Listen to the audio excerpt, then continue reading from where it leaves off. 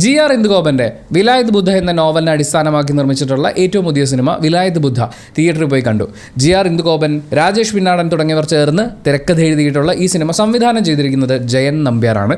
സിനിമയുടെ തുടക്കത്തിൽ തന്നെ സച്ചിയെ മിസ് ചെയ്യുന്നു എന്നുള്ള ഒരു ഫോട്ടോയും കാര്യങ്ങളും വന്നിട്ടുണ്ടായിരുന്നു. ഇത് സച്ചി ചെയ്യാൻ ആഗ്രഹിച്ചിരുന്ന ഒരു പ്രോജക്റ്റും കൂടിയായിരുന്നല്ലോ. ഞാൻ സത്യസന്ധമായി പറഞ്ഞാൽ ഐ ട്രൂലി മിസ്ഡ് സച്ചി. നമ്മളൊരു കമ്പാരിസൺ നടത്തേണ്ട ആവശ്യമില്ല, അല്ലെങ്കിൽ കമ്പാരിസൺ നടത്താൻ പാടില്ല. പക്ഷേ ഈ സബ്ജക്റ്റ്, ഇതിനകത്ത് വന്നിട്ടുള്ള ചില എലമെൻറ്റുകൾ, അത് എടുത്തു വച്ചിരിക്കുന്ന രീതിയൊക്കെ പരിഗണിക്കുന്ന സമയത്ത് സച്ചി ആയിരുന്നെങ്കിൽ ഇത് കുറേ കൂടി ട്രിം ചെയ്യപ്പെടുമായിരുന്നു. ഒരു വെയിറ്റേജ് ഉണ്ടല്ലോ, ഏതിനാണ് പ്രാധാന്യം കൊടുക്കേണ്ടത്, ഇത് ഏത് ആംഗിളിലേക്കാണ് ഇതിനെ നമ്മൾ ചരിഞ്ഞ് നമ്മൾ നോക്കി കാണേണ്ടത് എന്ന് പറയുന്ന ആ ഒരു സംഭവം, അത് കുറേ കൂടി ഡിഫറെൻ്റ് ആയിരുന്നിരിക്കും എന്നെനിക്ക് ഫീൽ ചെയ്യുന്നു. ആ വേർഷൻ ഞാൻ ആഗ്രഹിക്കുന്നുണ്ട് എന്ന് പറഞ്ഞാലും തെറ്റില്ല. പക്ഷേ ഓവറോൾ ചുരുങ്ങിയ വാക്കുകളിൽ പറയാനാണെങ്കിൽ ഒന്നുകൂടി ലെങ്ത്ത് കുറയ്ക്കാമായിരുന്ന ഒരു വൺ ടൈം വാച്ചബിൾ അനുഭവമായിട്ടാണ് എനിക്ക് വിലായത്ത് ബുദ്ധ ഫീൽ ചെയ്തത്. ചില കഥാപാത്രങ്ങൾ, ചില ഇമോഷൻസ്, ചില സിറ്റുവേഷൻസ് ഒക്കെ നമ്മൾ സിനിമ കഴിഞ്ഞ് പുറത്തിറങ്ങിയിട്ട് ഇങ്ങനെ ആലോചിച്ച് നോക്കുമ്പോൾ അത് കുറച്ചും കൂടി ഒന്ന് വലുതായി വരുന്നുണ്ട്. പക്ഷേ സിനിമയിൽ കണ്ടുകൊണ്ടിരിക്കുന്ന സമയത്ത് അതിന് അങ്ങനെ ഒരു വളർച്ചയ്ക്കുള്ളൊരു സ്പേസ് ഉള്ളതായിട്ട് തോന്നിയില്ല. പല കഥാപാത്രങ്ങളും ഈ സിനിമ ഇങ്ങനെ പറഞ്ഞു തീർക്കാൻ വേണ്ടി ഇത്രയും, അതായത് നമ്മൾ ഒരുപാട് വലുതാവാൻ സാധ്യതയുള്ള കാര്യങ്ങളെ ഒരു ചെറിയ സ്പേസിലേക്ക് കൊണ്ടുവരുമ്പോൾ അത് അവിടം വരെ വളർന്നിട്ട് അവിടെ ചെന്ന് നിൽക്കും, ആ സ്പേസിൻ്റെ ലിമിറ്റിൽ എന്ന് പറഞ്ഞ പോലെ നിൽക്കുന്ന പോലെ അനുഭവപ്പെട്ടു. നമുക്ക് പതിവ് പോലെ പോസിറ്റീവ്സിൽ നിന്ന് ആരംഭിക്കാം. ഒന്നാമത്തെ പോസിറ്റീവ് അതിഗംഭീര ചില പ്രകടനങ്ങളാണ്. ഒന്ന് ഷമ്മി തിലകനാണ്. പലയിടങ്ങളിലും എനിക്ക് തിലകനെ ഫീൽ ചെയ്യുന്നു, അദ്ദേഹത്തിൻ്റെ പ്രസൻസ് ഫീൽ ചെയ്യുന്നു എന്ന് പറയുന്ന പോലെ അത്രയും ഗംഭീരമായിട്ട് തനിക്ക് കിട്ടിയിട്ടുള്ള കഥാപാത്രത്തെ അവതരിപ്പിക്കാൻ ഷമ്മി തിലകന് സാധിച്ചിട്ടുണ്ട്. വളരെ കൺവിൻസിങ് ആയി തന്നെ. എനിക്ക് തോന്നുന്നത് ഈ സിനിമയിൽ ഷമ്മി തിലകൻ ഒരു ഷാഡോ ആയിപ്പോയി എന്നുള്ളതാണ്. കൺസിഡറിങ് ആ ക്യാരക്ടറിൻ്റെ ഒരു ഡെപ്തും അതുണ്ടാക്കുമായിരുന്ന കുറേ ഫീലും കാര്യങ്ങളൊക്കെ ഉണ്ടായിരുന്നു. പക്ഷേ അങ്ങോട്ടേക്ക് പോകാതെ അതൊരു ഷാഡോ ആയിട്ട് നിന്നുപോയി. കുറേയും കൂടി വളരണമായിരുന്നു ആ കഥാപാത്രം എന്ന് എനിക്ക് ഫീൽ ചെയ്തു. അത് ഷമ്മി തിലകൻ്റെ കുഴപ്പം കൊണ്ടല്ല, ആ ക്യാരക്ടറിനെ ഇവർ കുറച്ചും കൂടി ഫോക്കസ് ചെയ്യണമായിരുന്നു. ഒരുപാട് ഫോക്കസ് പോകുന്നത്, അല്ലെങ്കിൽ കുറേ സീനുകളൊക്കെ ഈ ഡബിൾ മോഹൻ എന്ന് പറഞ്ഞാൽ ഭയങ്കരനാണെന്ന് കാണിക്കാൻ വേണ്ടിയിട്ട് ഇങ്ങനെ സമയം എടുത്തുകൊണ്ടിരിക്കുന്ന പോലെ തോന്നി. കുറച്ച് സമയം ഈ ക്യാരക്ടറിനും കൂടി കൊടുക്കാമായിരുന്നു എന്നുള്ളതാണ് ഗംഭീരമായിട്ട് ഷമ്മി തിലകൻ ചെയ്തിട്ടുണ്ട്. പ്രത്യേകിച്ച് ആ ലാസ്റ്റ് ഭാഗത്തേക്കൊക്കെ വരുമ്പോൾ നിൻ്റെ അച്ഛനാടാ പറയുന്നതിൻ്റെ എന്തൊക്കെയോ സാധനങ്ങൾ വരുന്ന പോലെ, അയ്യോ, സിനിമയുടെ തുടക്കം ഭയങ്കര രസമാണ്. ഷമ്മി തിലകൻ നിന്നങ്ങ് അത്രയും പവർഫുൾ ആയിട്ടുള്ള ഒരു ലീഡറായിട്ട് അങ്ങ് നിൽക്കുക. പക്ഷേ ആ ലീഡറിൻ്റെ ലൈഫിൽ സംഭവിക്കേണ്ടതാണോ പിന്നീട് സംഭവിച്ചതെന്ന് പറയുന്ന ഒരു വലിയ ചോദ്യമുണ്ട്. അത് ഞാൻ ഒരു നെഗറ്റീവ് സൈഡായിട്ട് തന്നെ പറയും.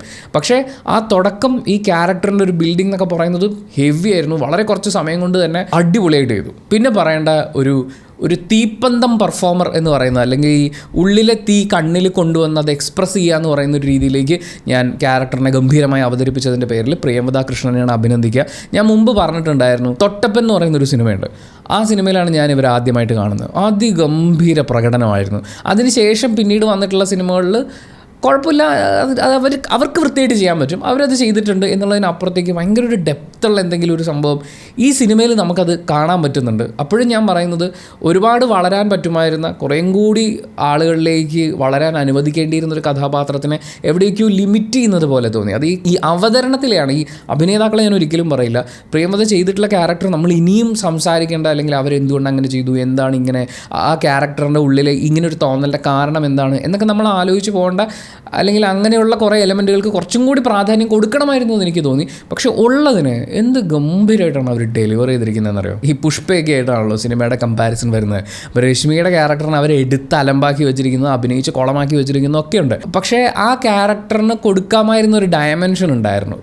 നമുക്ക് അതിൻ്റെ ഒരു ഭീകര വേർഷനോ അതിഗംഭീരമായിട്ട് പ്രിയമത ചെയ്തതായിട്ട് ഇവിടെ കാണാൻ പറ്റും. Xi did great. ആ ക്യാരക്ടറിൻ്റെ ഉള്ളിലെത്തി അഭിനേത്രിയുടെ കണ്ണിൽ കാണാൻ പറ്റുക എന്ന് പറയുന്നത് അടിപൊളി പരിപാടിയാണ്. അനു മോഹൻ, അദ്ദേഹത്തിന് കുറേ സിനിമകളിൽ ചില സ്ഥലങ്ങളിലൊക്കെ ഭയങ്കര അടിപൊളിയാണല്ലോ എന്ന് തോന്നിയിട്ടുണ്ടെങ്കിലും ഈ സിനിമ കാണുമ്പോൾ ഇതിൽ തിലകനെ ചോദ്യം ചെയ്യുന്ന ഒരു രംഗത്തിൽ അനു മോഹൻ അങ്ങനെ ജീവിക്കുക എന്ന് പറഞ്ഞു കഴിഞ്ഞാൽ അടിപൊളിയായിരുന്നു. ഞാൻ ഇങ്ങനെ നോക്കി നിന്നു, എന്ത് രസമായിട്ട് ഇയാൾ പെർഫോം ചെയ്യുന്നതെന്ന്. പിന്നെ ഓഫ് കോഴ്സ് പൃഥ്വിരാജ് സുകുമാരൻ, പുള്ളിക്ക് കിട്ടിയിട്ടുള്ള വേഷത്തിനെ ഗംഭീരമാക്കാൻ വേണ്ടിയിട്ട്, പ്രത്യേകിച്ച് അതിലെ മാസ് എലമെൻറ്റുകളൊക്കെ വർക്ക് ചെയ്യാൻ വേണ്ടിയിട്ട് പുള്ളിയുടെ സ്റ്റാർഡം ഇതിനെ ഒരുപാട് ഹെൽപ്പ് ചെയ്യുന്നുണ്ടെന്ന് എനിക്ക് ഫീൽ ചെയ്തു. അദ്ദേഹം ചെയ്തുകൊണ്ടാണ് ഈ സിനിമയ്ക്ക് ഇത്രയും റീച്ച് റിലീസ് ആവുന്നതിന് മുമ്പ് എന്നെ കിട്ടിയിട്ടുണ്ടാവുക. പക്ഷേ ഞാൻ പൃഥ്വിരാജിനെയാണ് കുറേ ഇടങ്ങളിൽ കണ്ടിട്ടുണ്ടായിരുന്നത്. അതൊരു മോശം കാര്യമായിട്ടല്ല പറയുന്നത്. ചില സ്ഥലങ്ങളിൽ എവിടെയൊക്കെയോ ഒരു ലാലേട്ടൻ കടന്നു വരുന്നുണ്ടായിരുന്നു. പ്രത്യേകിച്ച് ക്ലൈമാക്സിലൊരു എൻ പോർഷനിലേക്കൊക്കെ വരുമ്പോൾ ലാലേട്ടൻ വല്ലാണ്ട് വരുന്നത് പോലെ എനിക്ക് ഫീൽ ചെയ്തു. പിന്നെ അദ്ദേഹത്തിനെ പോലെയുള്ള മമ്മൂട്ടി, മോഹൻലാലിനെയൊക്കെ കണ്ടു തന്നെയാണ് എല്ലാവരും വളർന്നിട്ടുള്ളത്. നമ്മുടെയൊക്കെ റൊമാൻസിലും നമ്മുടെ ദേഷ്യത്തിലും നമ്മുടെ സങ്കടത്തിലും ഒക്കെ അവരുടെ എക്സ്പ്രഷൻസ് കടന്നു വരും, സ്വാഭാവികമാണ്. പക്ഷേ പൃഥ്വിരാജ് ആസ് ആൻ ആർട്ടിസ്റ്റ് വരുമ്പോൾ അത് കടന്നു വരുമ്പോൾ നമ്മൾ സൂചിപ്പിച്ചല്ലേ പറ്റുള്ളൂ. അപ്പം കുഴപ്പമില്ലായിരുന്നു. അദ്ദേഹത്തിൻ്റെ സ്റ്റാർഡം ഈ ക്യാരക്ടറിന് കൊടുക്കുന്നൊരു വെയിറ്റ് ഉണ്ട്. പക്ഷേ ഞാൻ കൂടുതലും പൃഥ്വിരാജിനെയാണ് കണ്ടുകൊണ്ടിരുന്നത് എന്നൊരു പ്രശ്നം എനിക്ക് ഫീൽ ചെയ്തു. പിന്നെ ഞാൻ ശ്രദ്ധിച്ചൊരു ക്യാരക്ടർ എന്ന് പറയുന്നത് ഈ പൃഥ്വിരാജിൻ്റെ ചെറുപ്പകാലം ചെയ്ത ആർട്ടിസ്റ്റാണ്. ഞാൻ സെർച്ച് ചെയ്തപ്പോൾ കൃഷ്ണൻ വിജയചന്ദ്രൻ എന്നാണ് അദ്ദേഹത്തിൻ്റെ പേര് വരുന്നത്. പുള്ളി ഇതിനു മുമ്പ് സിനിമകളിൽ അഭിനയിച്ചിട്ടുണ്ട്. അപ്പോൾ ഇതിനകത്ത് ഈ പൃഥ്വിരാജിൻ്റെ ചെറുപ്പം, ഇയാളിൽ ഈ പെയിൻ ആരംഭിക്കുന്നത്, അല്ലെങ്കിൽ ഇയാൾ ഇങ്ങനൊരു ആംഗിളിൽ ഇത് ചെയ്തു തുടങ്ങുന്നത്, ചിന്തിച്ചു തുടങ്ങുന്നത്, ഇയാളുടെ യാത്ര ആരംഭിക്കുന്ന ആ ഒരു സ്റ്റേജിലാണ്. അപ്പം ആ ഒരു സീൻ മാത്രമേ ഉള്ളൂ, ഒരൊറ്റ സീനിലാണ് ഇത് എസ്റ്റാബ്ലിഷ് ചെയ്യാൻ അവർ ശ്രമിക്കുന്നത്. ആ സീനിൽ ആസ് എ പെർഫോമർ പുള്ളി നന്നായിട്ട് ചെയ്തു എന്ന് എനിക്ക് ഫീൽ ചെയ്തു. അപ്പോഴും ഈ ഡബിൾ മോഹൻ എന്ന് പറയുന്ന ക്യാരക്ടറിനോട് സിനിമ നീതി പുലർത്തിയിട്ടില്ല എന്ന് തന്നെയാണ് എനിക്ക് ഫീൽ ചെയ്യുന്നത്. അതിൻ്റെ കാരണം നമുക്ക് നെഗറ്റീവ്സിൽ പറയാം. രണ്ടാമത്തെ പോസിറ്റീവ് ഇറ്റ്സ് ജേക്സ് ബിജോയുടെ മ്യൂസിക്കാണ്. ബുദ്ധം ശരണം ഗച്ചാമി എന്നുള്ളത് ഒരു മാസ് BGMമായി കാണിക്കുക എന്ന് പറഞ്ഞാൽ നിങ്ങളൊന്ന് ആലോചിച്ച് നോക്കിയേ. അതും അങ്ങനെ ഇതിനകത്ത് എടുത്തു വെച്ചിട്ടുണ്ട്. പുള്ളിയെ കൊണ്ട് പറ്റുന്ന രീതിയിൽ ഈ സിനിമേനെ ഭയങ്കരമായിട്ട് ഹെൽപ്പ് ചെയ്തിട്ടുണ്ട്. ചില സീനുകൾ, ചേസിങ് സീനുകൾ, ഇവിടെയൊക്കെ ജേക്സ് ബിജോയ് ഇങ്ങനെ പെരുപ്പിച്ചങ്ങ് കയറ്റി വെക്കുകയാണ്. സെക്കൻഡ് ഹാഫിലേക്ക് വരുമ്പോൾ ഒരു മാസ് ഫൈറ്റ് സീൻ പരിപാടികളൊക്കെ വരുന്ന സമയത്താണെങ്കിലും ജേക്സ് ബിജോയുടെ മ്യൂസിക്കിൽ അതിന് കിട്ടുന്നൊരു ഹൈ ഉണ്ട്. പക്ഷേ ഇതിന് മുമ്പ് എത്രയോ തമിഴ്, തെലുങ്ക്, കന്നഡ സിനിമകളിലും മലയാള സിനിമകളിലും അടക്കം ആവർത്തിച്ച് കണ്ടിട്ടുള്ള പല സീനുകളും നമ്മൾ ഈ സിനിമയിൽ വരുന്നുണ്ട്. ചിലപ്പോൾ പാൻ ഇന്ത്യൻ ആക്കുന്നതിൻ്റെ ഭാഗമായി മറ്റെല്ലാ ക്രൗഡിനും ഫീൽ ചെയ്യാൻ വേണ്ടിയിട്ട് അവരുടെയൊക്കെ കൾച്ചറിൽ നിന്നൊക്കെ എടുത്ത് അങ്ങനെ മിക്സ് ചെയ്തതായിരിക്കാം. പക്ഷേ എനിക്കതങ്ങോട്ട് വർക്കായിട്ടില്ല. എന്നാലും ബാക്ക്ഗ്രൗണ്ട് സ്കോർ കൊണ്ട് അതിങ്ങനെ പൊക്കി വെക്കുന്നുണ്ട്. മൂന്നാമത്തെ പോസിറ്റീവ് ചന്ദനത്തിനെ കുറിച്ചുള്ള ജനറൽ നോളജാണ്. ചന്ദനത്തെക്കുറിച്ച്, വിലായത്ത് ബുദ്ധ എന്ന് പറയുന്ന കാര്യത്തെക്കുറിച്ചൊക്കെയുള്ള ഒരു ബേസിക് ഐഡിയ ഒക്കെ നമുക്ക് കിട്ടും. ഇതെങ്ങനെയാണ് ഇത് വർക്ക് ചെയ്യുന്നതെന്നൊക്കെ ഉള്ളത്. അത് ട്രെയിലർ റിയാക്ഷനിലോ മറ്റും ഞാൻ പറഞ്ഞതാണ്. നമുക്ക് സിനിമ കാണുമ്പോൾ ഇതിനെക്കുറിച്ച് കുറച്ചും കൂടി ഒരു ധാരണ കിട്ടും എന്നുള്ളത് അത് കിട്ടിയിട്ടുണ്ട്. നാലാമത്തെ കാര്യം ഇതിൻ്റെ വിഷ്വൽസ് ആണ്. ഭയങ്കര രസമാണ് കണ്ടിരിക്കാൻ വേണ്ടിയിട്ട്. എന്ന് വെച്ച് കഴിഞ്ഞാൽ അവർ ഈ പറയുന്ന മറയൂരിനെ ഭംഗിയാക്കി നമ്മൾ പെയിൻറ്റിങ് ഒക്കെ കാണുന്ന പോലെ ഈ പുള്ളി ജീപ്പ് ഓടിച്ചൊരു വലിയ മലയുടെ മുകളിലേക്ക് പോകുന്നുണ്ട്. ആ മലയുടെ പേര് തൻ്റെ ഭാര്യയുടെ പേരാക്കി മാറ്റി ആ പെൺകുട്ടിയുടെ ചീത്തപ്പേര് മാറ്റുക എന്നൊക്കെ പറയുന്ന പോലത്തെ ലക്ഷ്യമൊക്കെ കാണിക്കാൻ വേണ്ടിയിട്ടുള്ള അങ്ങനത്തെ കുറേ സാധനങ്ങളുണ്ട്. അപ്പോൾ ഈ പോകുന്ന സ്ഥലങ്ങളിലൊക്കെ ഉള്ള ഇതിൻ്റെ ഏരിയൽ ഷോട്ടുകളും കാര്യങ്ങളും ഓരോ ഫ്രെയിമും ഭയങ്കര രസമായിട്ടാണ് അവർ എടുത്തു വെച്ചിരിക്കുന്നത്. മറയൂരിനെ ഈ ശർക്കര ഉണ്ടാക്കുന്നതിനെ ഇങ്ങനെയൊക്കെയുള്ള കുറേ കാര്യങ്ങളെ വളരെ രസമായിട്ട് രാത്രി വിഷ്വൽസിലേക്ക് വരുമ്പോഴാണെങ്കിലും നമുക്കത് വിസിബിളാണ്. ആ രാത്രിയുടെ ഒരു നിഗൂഢത എന്നൊക്കെ പറയുന്ന പോലത്തെ സാധനങ്ങളൊക്കെ നമുക്ക് നല്ലോണം വർക്കാവുന്ന രീതിയിൽ രസമായിട്ട് എടുത്തു വെച്ചിട്ടുണ്ട് വിഷ്വൽസ്. VFX ആണെന്ന് മനസ്സിലാവും. ഇപ്പോൾ പാറപ്പുറത്തേക്ക് ഓടിച്ചു കയറുന്ന ജീപ്പ്, അത് തിരിച്ചു വരുന്നത്, ഈ ഓഫ് റോഡിങ് ചെയ്ത് പരിചയമുള്ള ആളുകൾക്ക് അതിൽ ചില രംഗങ്ങളൊക്കെ കാണുമ്പോൾ എന്താ ഇതിങ്ങനെ ചെയ്യാമായിരുന്നില്ല എന്ന് പറയുന്ന ചോദ്യങ്ങളൊക്കെ ഉണ്ടാവാൻ സാധ്യതയുണ്ട്. ജീവൻ പണയം വെച്ചുകൊണ്ടുള്ളൊരു പരിപാടിയൊക്കെയാണ്. അത് ചെയ്യുമ്പോൾ ഏറ്റവും ഈസി ആയിട്ടുള്ളൊരു സംഭവം അപ്പുറത്തെ സൈഡിൽ കിടക്കുമ്പോൾ ഇയാൾ എന്തിനാണ് ഈ സർക്കസ് കാണിക്കാൻ ഇപ്പുറത്തേക്ക് പോയതെന്ന് പറയുന്ന പോലത്തെ ചോദ്യങ്ങളൊക്കെ വന്നേക്കാം. പക്ഷേ ഒരു സിനിമാറ്റിക് ഫ്രീഡം ആണല്ലോ. അപ്പോൾ അത് അവരുടെ സന്തോഷം, അവരുടെ സ്വാതന്ത്ര്യം, അവരങ്ങനെ ചെയ്തോട്ടെ. അങ്ങനത്തെ കുറച്ച് സാധനങ്ങൾ VFX ആണെന്ന് മനസ്സിലാവും. ചെയ്തു വെച്ചിരിക്കുന്ന പലയിടങ്ങളിലും ഈ പറഞ്ഞ ഏരിയൽ ഷോട്ടുകളൊക്കെ കാണിക്കുമ്പോഴും ചില സ്ഥലങ്ങളിൽ അത് VFX ചെയ്തതുപോലെ ഫീൽ ചെയ്യുന്നുണ്ടായിരുന്നു, എടുത്തറിയുന്നുണ്ടായിരുന്നു. പക്ഷേ ഇറ്റ്സ് ഗുഡ്. ഒരു സാധാരണ പ്രേക്ഷകൻ സിനിമ കാണുമ്പോൾ അവിടെ കട്ടുണ്ടോ, ഇതിങ്ങനെ ചെയ്തതാണോ, അല്ലെങ്കിൽ ഈ സിറ്റുവേഷനിൽ ഇങ്ങനെ കിട്ടില്ലല്ലോ, ഇങ്ങനെ വിൻഡ് ഉണ്ടെങ്കിൽ ഇതിങ്ങനെ അല്ലല്ലോ എന്ന് പറയുന്ന പോലെ ഒന്നും ചിന്തിക്കാൻ സാധ്യതയില്ലാത്തതുകൊണ്ട് അതൊരു വലിയ കുഴപ്പമായിട്ട് പറയണ്ട. പിന്നെ ഒരു ചേസിങ് സീനിൽ ഞാൻ ശ്രദ്ധിച്ചൊരു കാര്യം, രാത്രി സമയമാണ്. അപ്പം ഫോറസ്റ്റുകാരുടെ ജീപ്പിനെ വെട്ടിച്ച് നമ്മുടെ ഡബിൾ മോഹൻ ചന്ദനത്തടിയുമായി ഇങ്ങനെ പാഞ്ഞു പോയിക്കൊണ്ടിരിക്കുകയാണ്. ആ പാഞ്ഞു പോണതിൻ്റെ ഇടയിൽ ഭയങ്കരമായിട്ട് മഴ പെയ്ത് ചളിക്കുളമായി കിടക്കുന്ന ഒരു സ്ഥലത്തേക്ക് പുള്ളി വണ്ടി ഓടിച്ച് ഇങ്ങനെ കയറ്റുന്നു. അതിൻ്റെ ഇടയിൽ ആ ചളിയിലേക്ക് പുള്ളി താണു പോകുന്നു. ഇങ്ങനെയൊക്കെയുണ്ട്. അവിടുന്ന് കയറി ജസ്റ്റ് ഒന്ന് ഫ്രണ്ടിലേക്ക് എടുക്കുമ്പോൾ തന്നെ പുള്ളി വണ്ടി ഒന്ന് വട്ടം കറക്കുമ്പോഴേക്കും പൊടി ഇങ്ങനെ പറക്കുക. അതായത് ഒരേ സ്ഥലത്ത്, വളരെ ചെറിയ ഡിസ്റ്റൻസിനിടയിൽ നിൽക്കുന്ന ഒരേ സ്ഥലത്ത് തന്നെ കട്ടച്ചെളിയും ഒരു നനവും ഈർപ്പമൊക്കെയുള്ള ഒരു സ്ഥലവും തൊട്ടപ്പുറത്ത് മണ്ണിങ്ങനെ പാറി പറക്കുക എന്ന് പറയുന്ന പോലെ. അത് രാത്രി അങ്ങനെ എനിക്കത് അങ്ങനെ സംഭവിക്കുമോ എന്ന് സംശയമുണ്ട്. ചിലപ്പോൾ ഉണ്ടാവുമായിരിക്കും കേട്ടോ. ഞാൻ ഇൻ്റർവെൽ സമയവും ടപ്പനായിപ്പോയെന്ന് തോന്നി. അതായത് നമുക്കറിയാതെ ഇങ്ങനെയാണ് കറങ്ങി വരാൻ പോകുന്നതെന്ന്. പക്ഷേ ആ ഇൻ്റർവെലിൻ്റെ ഒരു പഞ്ച് സാധനം അത് അങ്ങോട്ട് പഞ്ചായിട്ട് കിട്ടുകയില്ല, അത് പെട്ടെന്ന് കൊണ്ടെത്തിക്കുകയും ചെയ്തു. അഞ്ചാമത്തെ ഒരു പോസിറ്റീവ് അത് പെണ്ണാണ്. പ്രിയമതയുടെ ക്യാരക്ടറിന് ഒരു ഫൈറ്റ് ഉണ്ട്. ആ ഫൈറ്റിൻ്റെ കാരണം എന്താണ് എന്നുള്ളത് നമ്മൾ അറിയുക എന്നുള്ളതാണ് ഏറ്റവും പ്രധാനം. അത് എത്രത്തോളം പ്രേക്ഷകരിലേക്ക് വളരെ കൺവിൻസിംഗ് ആയി സിനിമയ്ക്ക് എത്തിക്കാൻ പറ്റുമെന്ന് എനിക്ക് സംശയമുണ്ട്. ഞാൻ ഇങ്ങനെ ഇരുന്ന് ആലോചിക്കുകയാണ്, ഈ ക്യാരക്ടർ എന്താ ഇങ്ങനെ, എന്തുകൊണ്ടായിരിക്കും, അപ്പോൾ ഇതിങ്ങനെയാണല്ലേ, അപ്പോൾ ഇവിടെ മുതലേ തുടങ്ങിയതായിരിക്കും ആ പെയിൻ എന്ന് പറയുന്നത് ഞാൻ ആലോചിച്ചപ്പോൾ എനിക്ക് ഫീൽ ചെയ്തുകൊണ്ടാണ് ഞാനത് പോസിറ്റീവ്സിൽ പറയുന്നത്. കുറച്ചും കൂടി എഫക്റ്റീവായി പറയാൻ ശ്രമിക്കാമായിരുന്നു എന്ന് എനിക്ക് തോന്നി. പക്ഷെ അപ്പോഴും ദർ ഇസ് എ ക്യാച്ച്. അതിനെക്കുറിച്ച് ഞാൻ പറയാം. ആറാമത്തെ പോസിറ്റീവ്, അത് ഈ സിനിമ കാണുന്ന എത്ര പേര് ഉള്ളിൽ കൊണ്ടുനടക്കുമെന്ന് അറിയില്ല, പക്ഷേ ഇത് കാണിക്കുന്ന സമയത്ത് അതിൻ്റെ പെയിൻ നമുക്ക് ഫീൽ ചെയ്യും. പ്രാഥമികമായ മനുഷ്യരുടെ ഒരു കൂട്ടത്തിൻ്റെ, ഒരു സമൂഹത്തിൻ്റെ പ്രാഥമികമായ പല ആവശ്യങ്ങളുമുണ്ട്. ഇന്നും മാറി മാറി വരുന്ന പല ഗവൺമെൻറ്റുകളും പരിഗണിക്കാതെ വെച്ചിരിക്കുന്ന, അതിൻ്റെ പേരിൽ മാത്രം മനുഷ്യർക്ക് അനാവശ്യമായി ജീവൻ നഷ്ടപ്പെടുന്ന സാഹചര്യങ്ങളൊക്കെ ഉണ്ട്. അതിനെ ചൂണ്ടിക്കാണിക്കാൻ സിനിമ ശ്രമിക്കുന്നുണ്ട്. അവിടെയൊക്കെയാണ് ഞാൻ ശരിക്കും സച്ചിയെ മിസ് ചെയ്തു എന്ന് പറഞ്ഞത്. കാരണം ആ സ്ഥലങ്ങൾ, ആ പെയിൻ, ആ നീഡ് അതിനെ കുറച്ചും കൂടി സ്ട്രോങ് ആയി അവതരിപ്പിക്കണമായിരുന്നു എന്ന് തോന്നി. പക്ഷേ വന്നിട്ടുണ്ട്, കാര്യങ്ങൾ നമുക്ക് മനസ്സിലാവും. ഒരു കുഞ്ഞിനെ വെച്ചുകൊണ്ട് അവർ ചെയ്തിട്ടുള്ള കുറച്ച് കാര്യങ്ങളുണ്ട്, നിങ്ങൾ സിനിമ കാണുമ്പോൾ മനസ്സിലാവും. And there is A need for the fight. ഇതിനകത്ത് ഫൈറ്റുകളൊക്കെ ഭയങ്കര രസമാണ്. ഒരാൾ ഫൈറ്റ് ചെയ്യാതെ ഒതുങ്ങിപ്പോയ ആളാണ്, അയാളോട് ഫൈറ്റ് ചെയ്യുന്ന ആൾക്കാർ ആക്ച്വൽ റിയൽ ഫൈറ്റേഴ്സാണ്. ഈ പറയുന്ന ഒരു ഫൈറ്റ് മനസ്സിലാക്കി ഇയാൾ വരും. ഞാനിങ്ങനെ പറഞ്ഞു പോയാൽ നിങ്ങൾക്ക് ഒരുപാട് കൺഫ്യൂസ്ഡ് ആയിപ്പോവും. ഈ സിനിമയിൽ ഷമ്മി തിലകൻ്റെ കയ്യിൽ ചന്ദനമുണ്ട്. പൃഥ്വിരാജ് ചന്ദനം വെട്ടിവിൽക്കുന്ന ഒരു കച്ചവടക്കാരനാണ്. പക്ഷെ പ്രിയംവദ, അവളുടെ ചന്ദനം എന്ന് പറയുന്നത് പൃഥ്വിരാജിൻ്റെ ക്യാരക്ടറാണ്. ആ സാധനം നിങ്ങൾക്ക് മനസ്സിലായി കഴിഞ്ഞാൽ ഭയങ്കര രസമായിരിക്കും. ആ ഡെപ്തിൽ മനസ്സിലാക്കാൻ സിനിമ ഹെൽപ്പ് ചെയ്യുന്നുണ്ടോ എന്ന് ചോദിച്ചു കഴിഞ്ഞാൽ ഞാൻ പറഞ്ഞില്ല, പുറത്തിറങ്ങി കഴിഞ്ഞിട്ടാണ് ഞാനതൊക്കെ ആലോചിക്കുന്നത്. ചന്ദനം കൊണ്ട് ഗന്ധം മാറാൻ കാത്തിരിക്കുന്ന ആൾ, എൻ്റെ ചന്ദനം ഇയാളാണ് എന്ന് കരുതുന്ന മറ്റൊരാളും തമ്മിലുള്ള ഫൈറ്റാണ് ആക്ച്വലി ഈ സിനിമ. പക്ഷേ ആ ഫൈറ്റിനേക്കാൾ കൂടുതൽ പ്രാധാന്യം ഇതിൻ്റെ ഇടയിൽ നിൽക്കുന്ന ഒരു ക്യാരക്ടറിന് കൊടുത്തു എന്നുള്ളതാണ് ഈ സിനിമയിൽ എനിക്ക് പറ്റിപ്പോയി എന്ന് തോന്നുന്നത്. അങ്ങനെ കുറേ കണക്ഷൻസ് ഉണ്ട്. ഈ അയാളുടെ അമേദ്യം കഴുകുന്നത് ഡബിൾ മോഹനാണ് എന്ന് പറയുന്ന ഒരു സ്റ്റേറ്റ്മെൻറ്റ്, ഒരു സെൻറ്റൻസ് ഒക്കെ വരുമ്പോൾ അത് സിനിമയിൽ കാണിക്കുന്നുണ്ട്. പക്ഷേ ആ സാധനം അങ്ങോട്ട് വർക്കായില്ല. ആൻഡ് സാഡ്ലി നമ്മൾ നെഗറ്റീവ്സിലേക്ക് കിടക്കുകയാണ്. എന്തിനാണ് ഈ പ്രഹസനം എന്നാണ് ആദ്യം ചോദിക്കാൻ തോന്നുന്നത്. പൃഥ്വിരാജിനെ ഈ കളർ ഡൗൺ ചെയ്യാൻ വേണ്ടിയിട്ട് കരി തേക്കുക എന്ന് പറയുന്നത്, കരിയല്ല, ചില സമയത്ത് ചുവന്ന കളറാണ് തേക്കുന്നത്.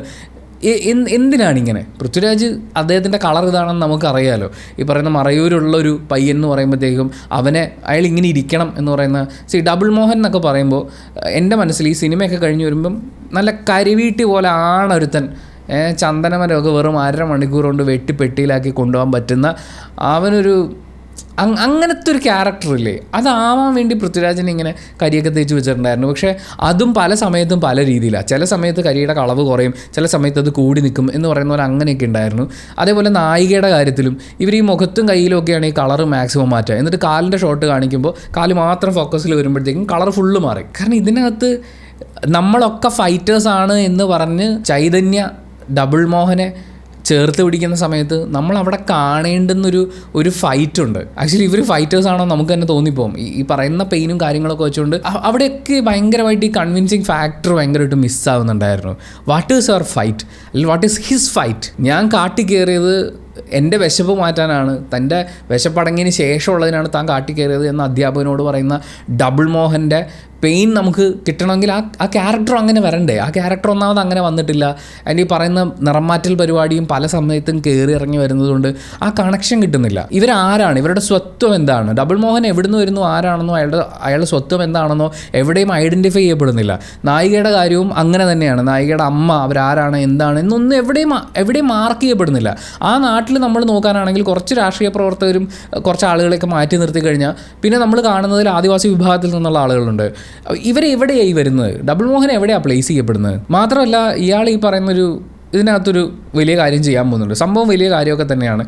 പക്ഷേ നിങ്ങൾ അയ്യപ്പനും കോശിയും നോക്കാനാണെങ്കിൽ അവിടെയും നമ്മൾ ആദിവാസികളെ കാണുന്നുണ്ട്, അവരുടെ ഫൈറ്റ് കാണുന്നുണ്ട്. പക്ഷേ നിങ്ങളവിടെ ആദിവാസി രക്ഷകനെ കാണില്ല. ഇവിടെ ഇതിനകത്ത് ഞാൻ മറ്റേ രക്ഷകനാണ്, അല്ലെങ്കിൽ ഞാൻ നിങ്ങളെ സഹായിക്കാൻ വരുന്നവനാണ് എന്നുള്ള രീതിയിൽ അവതരിപ്പിക്കപ്പെടുന്നുണ്ട്.